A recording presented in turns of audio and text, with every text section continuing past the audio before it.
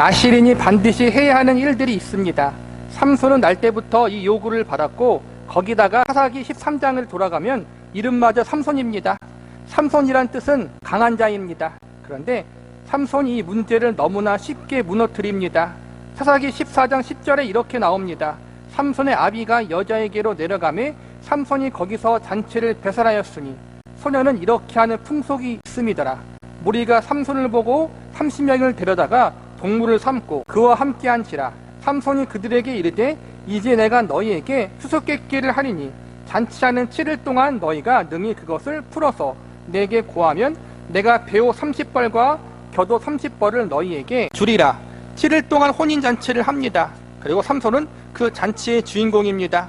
블레셋 풍습이나 이스라엘 풍습은 술이 안 나오는 잔치가 없습니다. 예수님의 첫 번째 이적을 생각해 보십시오. 가나안의 혼인잔치에 물을 술로 바꾸는 것을 이적으로 행했습니다. 나실인, 삼손은 나실인인데 나실인은 술을 먹으면 안 됐다는 거예요. 그리고 나실인뿐만 아니라 하나님 백성들의 율법은 이방인 여인과 결혼하면 안 되는 거예요. 근데 지금 삼손이 어떻게 해요?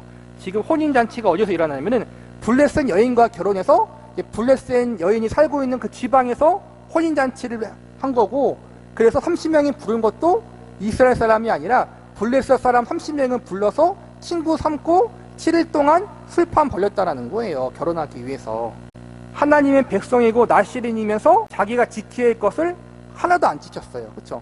이게 후에 뒤에 나오는데 이게 왜 중요하냐 하면은 나중에 삼손이 이 여인과 결혼이 파혼이 나요. 파혼이 나는데 파혼 나고 나서 두 번째 우리가 알고 있는 드릴라라는 여인과 이제는 또 눈이 맞아가지고 그 드릴라도 이방 여인이에요.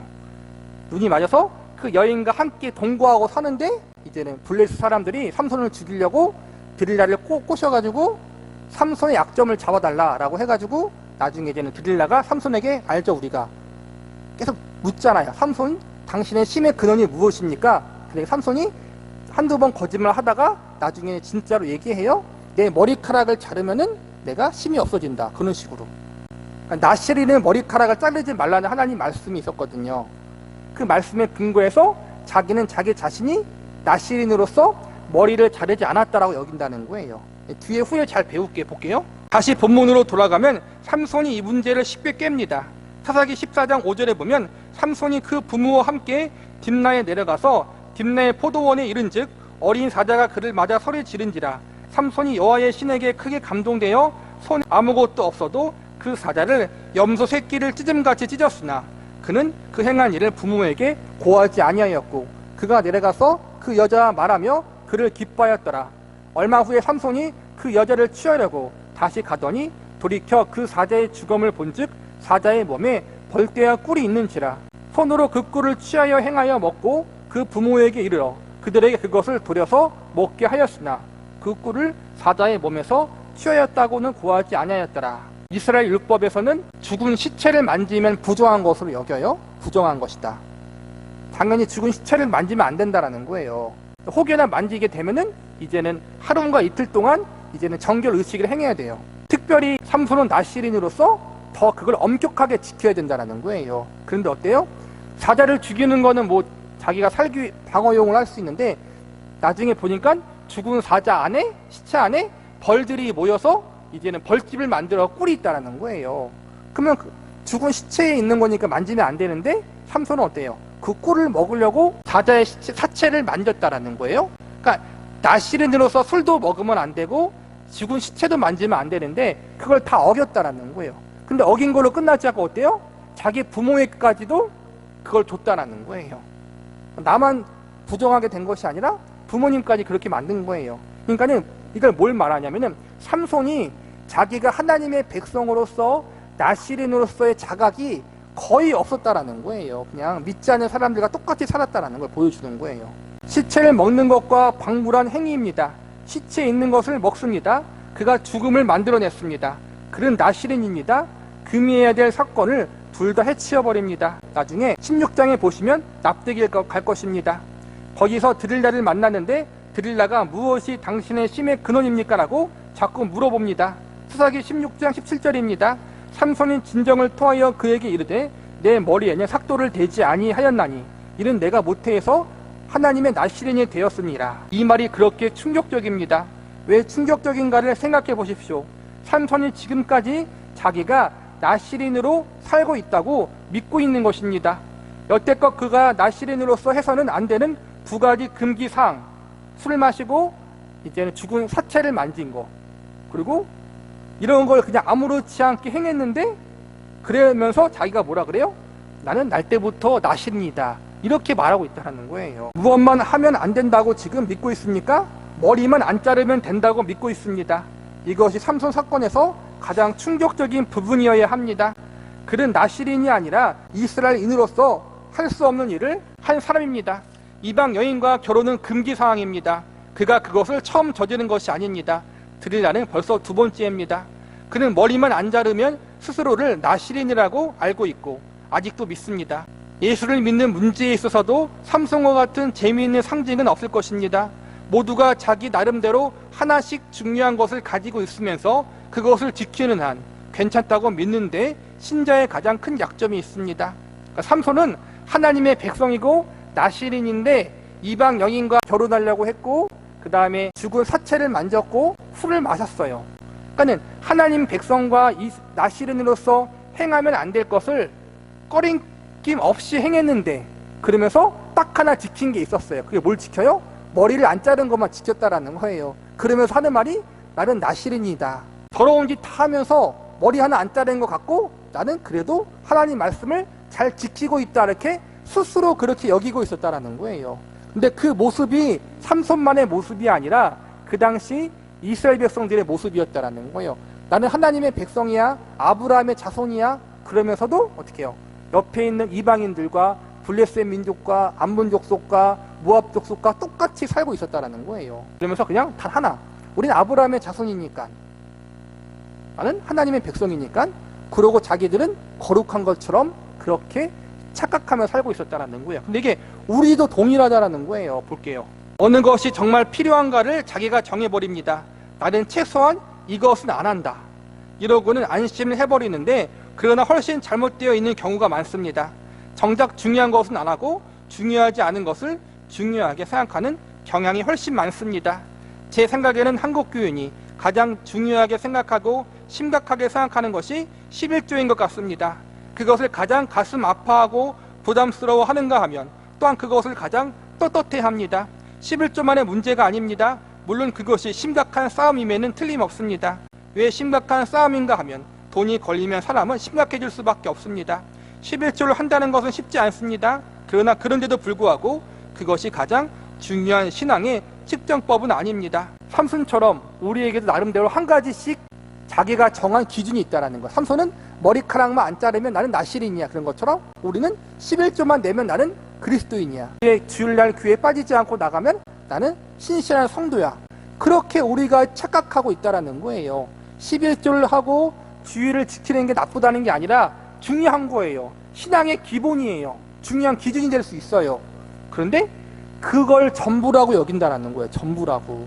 11조 내고 주일날 교회 나와 앉아서 예배를 드리는데 밖에 나가면은 삼손처럼 할 짓 못할 짓 다 하고 다니면서 나는 11조 하니까, 나는 주일날 빠지지 않으니까 괜찮다, 이러고 우리가 앉아있다는 거예요. 제 생각으로 우리의 자녀를 어떻게 키워야 하는가 하는 것을 신앙에 있어서 가장 큰 판단 기준으로 삼아야 할 것으로 생각합니다. 우리가 자녀를 어떻게 키우십니까? 우리의 자녀가 고등학교 3학년이 되어서 대학 입시를 준비할 때 정말 교회를 보낼 것인가 말 것인가, 주의를 지키고 예수를 믿고 그 말씀의 법칙대로 사는 것을 공부 잘하고 영약해지는 것보다 더 중요하다고 여기고 그렇게 가르칠 것인가, 그 믿음을 위해서 우리가 진심으로 살아야 하지 않은가 하는 것이 훨씬 심각해 보입니다.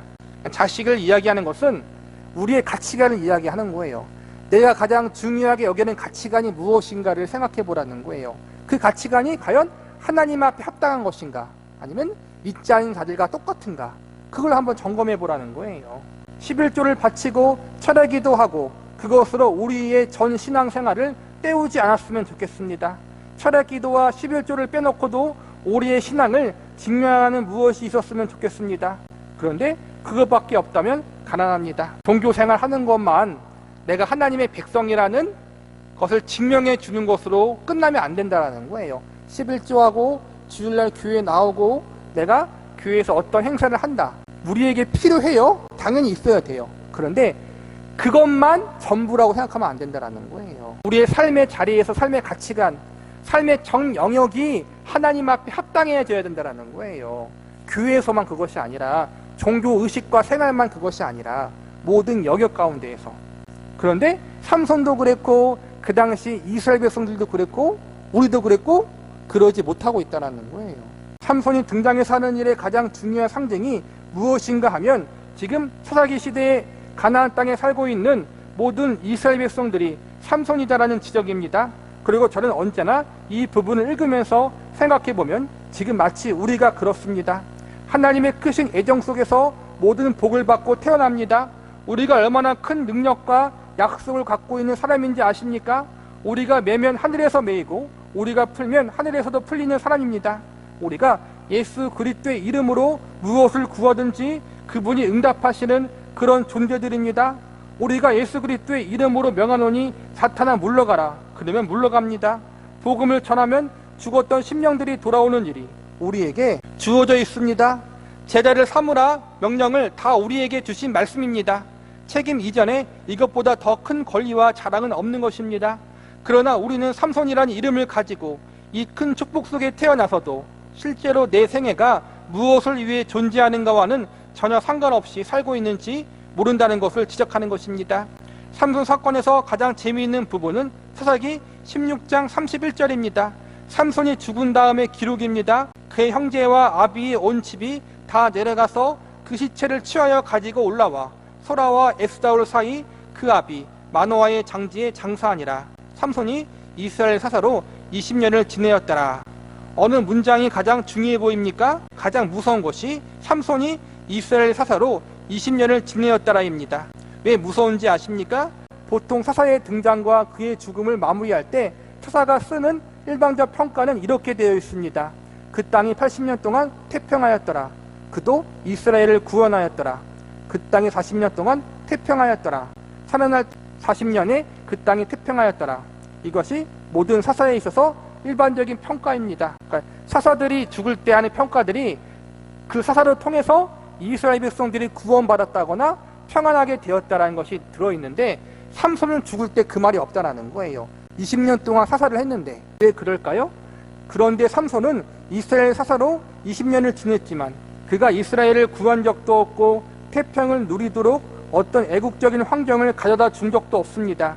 이 문제에서 재미있는 것은 앞에 있는 사사와 다른 점이 무엇인가 하면 삼손은 블레셋과 이스라엘과의 충돌에서 이스라엘 편을 들어서 싸우지 않은 사람입니다.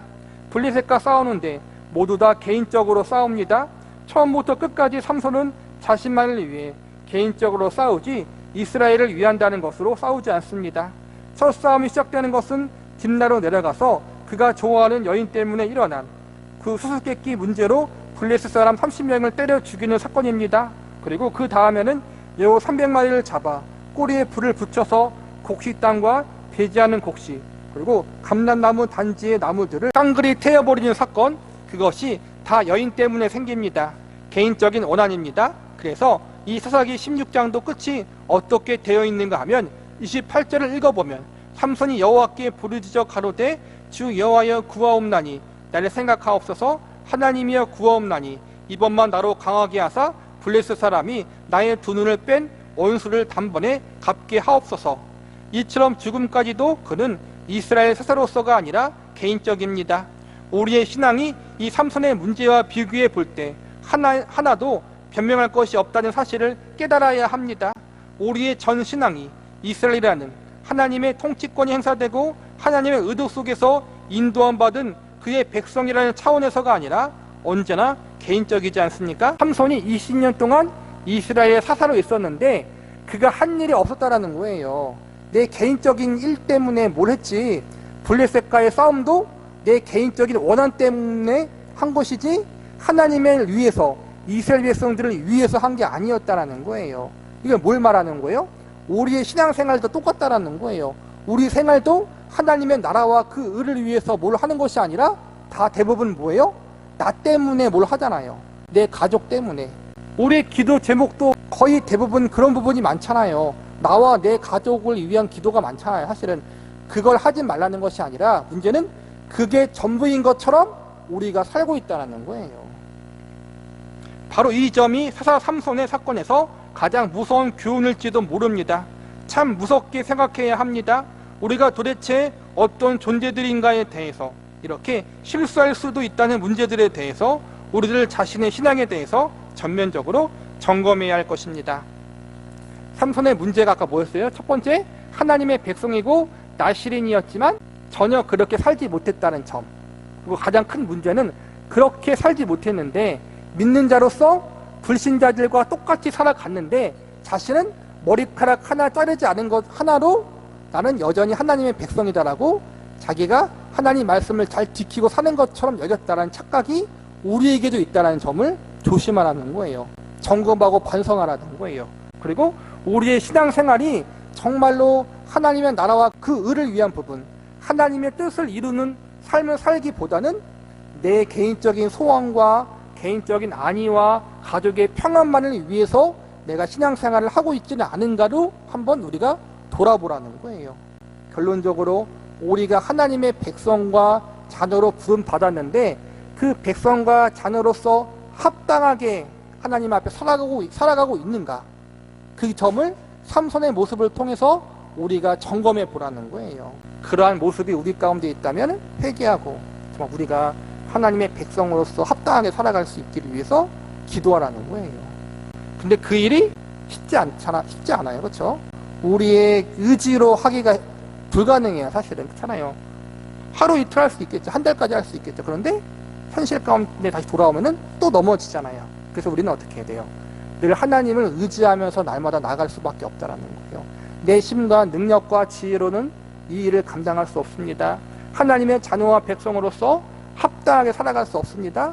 주님 도와주시옵소서. 주님 나를 붙잡아 주시옵소서. 그렇게 늘 하나님을 날마다 의지하며 우리가 나아가야 한다는 거예요.